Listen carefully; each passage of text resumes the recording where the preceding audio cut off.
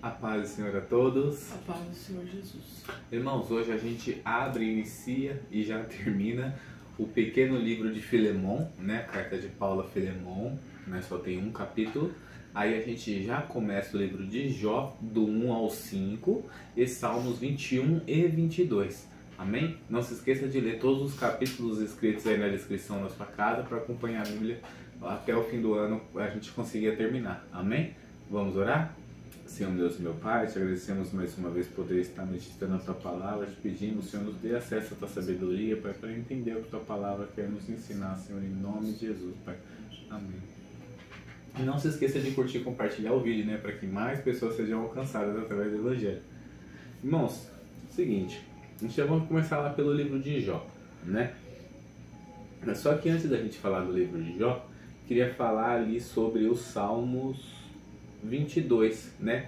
Leiam com atenção o Salmo 22, por quê? Porque é um salmo que a gente estava vendo aqui, um salmo muito profético também de Davi, né? Tem várias referências a Jesus, né? Então, Jesus da tribo de Judá, filho de Davi, né? Então são grandes referências ali que durante o estudo vocês vão perceber que Davi falava muito da vinda de Jesus, né? Mas vamos para Jó. Jó capítulo 3. O texto diz assim: depois disso, Jó passou a falar e amaldiçoou o dia do seu nascimento.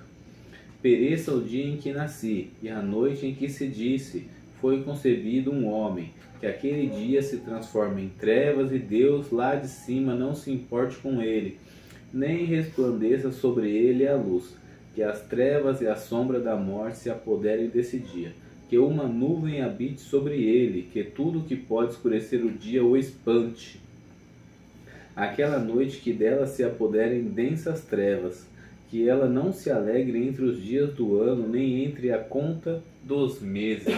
Então, no capítulo 3, Jó ele faz sua primeira reclamação, né? A gente até estava comentando aqui que a gente não sabe de onde o pessoal tira que Jó foi 100% paciente, né? Porque Jó sim está fazendo uma reclamação, né? E logo no capítulo 4, a primeira pessoa que fala que é o seu amigo Elifaz, né? E o seu amigo Elifaz, ele vai fazer um julgamento, né, a Jó, sem saber o real motivo da sofrência de Jó. Ele faz um julgamento, né, e ele tira conclusões de que? Da lei da semeadura, de que só colhe aquilo que a gente planta, ou seja, ele entende que se Jó está colhendo tudo isso é porque ele plantou o mal, né? Mas a gente tira daqui duas lições. Primeiro, do capítulo 3, que a gente não deve reclamar, né? A gente não entende, né? Melhores são os planos de Deus do que os nossos, né? Mais altos os pensamentos de Deus do que os nossos. A palavra diz assim: bem sei os pensamentos que tem de vós. Então imagina Deus olhando para Jó e, né, lamentando com tristeza isso que Jó está falando aqui, né? Que se amaldiçoe o dia que eu nasci, eu não merecia ter nascido, eu nasci à toa, eu não era para isso e tal. Então a gente tem que entender que toda árvore que dá fruto, o vento balança. Mas quando a árvore balança, é só para cair os frutos podres. Às vezes é necessário, né? Então tudo isso daqui foi necessário para evangelizar já os amigos dele, né? Porque deu outros exemplos para eles aqui depois de tudo isso. Tudo isso daqui foi necessário também para provar a fé de Jó, né? Então a gente não sabe realmente quais são os planos de Deus para nós.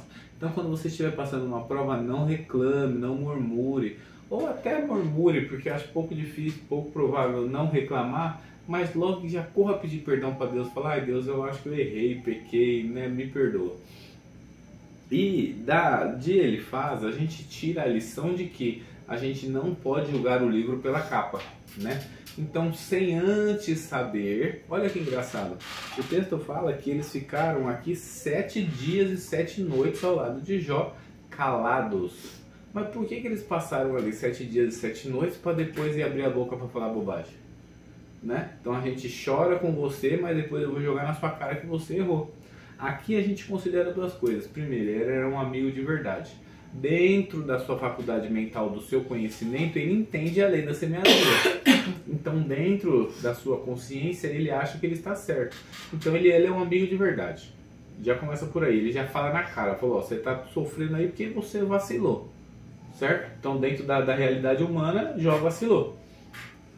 Então ele pode considerar ele aí um amigo de verdade, teve coragem de falar assim, ó, né, foi errado. Porém, era um amigo de verdade, mas sem a direção de Deus, né? Então a gente tem que, uma coisa que eu aprendi, que a intimidade forçada, ela é estupro, ela não é legal. Então mesmo que seja um amigo de verdade, a gente tem que policiar o que a gente fala pro outro, né? Porque não adianta eu ser seu amigo e falar assim, nossa, Bruno, esse óculos tá ridículo. Vai ser feio, vai ser grosseiro, né? Então em vez de eu falar assim, ó, Bruno, né, porque acho que você podia mudar o modelo desse óculos, acho que, né, ia ficar um pouquinho mais nova e tal, outra cor. Tentar, né, balancear as falas para chegar na conclusão. E aqui ele não balanceia as falas, ele já fala direto, fala, ó, né, só acontece isso com quem planta o mal.